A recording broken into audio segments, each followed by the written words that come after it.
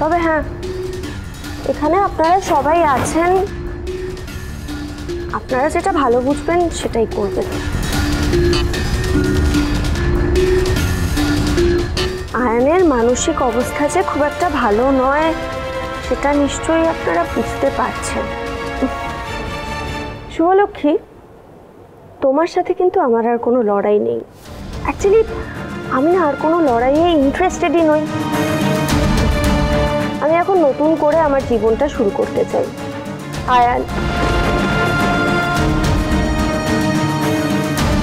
আদ্রিতকে ভুলে গিয়ে আমি আর আদ্রিতকে নিয়ে সময় নষ্ট করতে চাই না।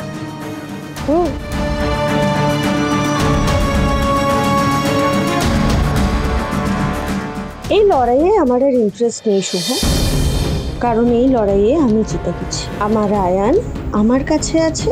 তুমি বোকার মতো নকলকে আসল ভেবে মনের আনন্দে আছে।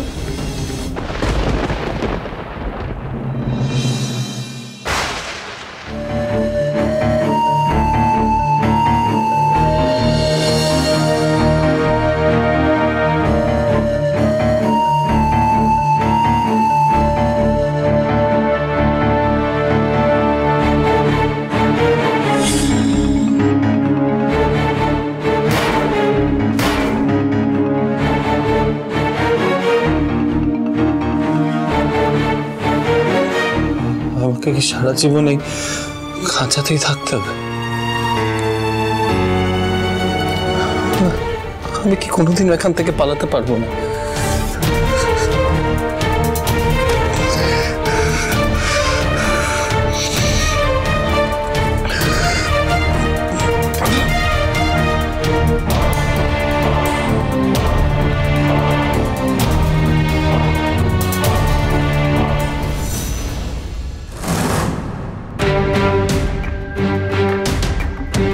কি ব্যাপার? মোহনা আজকে আমাকে ব্রেকফাস্ট দিতে এলো না, ব্রেকফাস্ট রেখে গেছে। তাহলে কি আর সারাদিন ও আসবে না?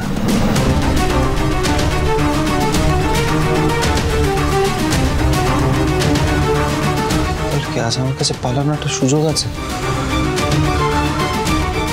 আমাকে আজ আরেকবার চেষ্টা করতেই হবে। আরেকবার চেষ্টা করতেই হবে।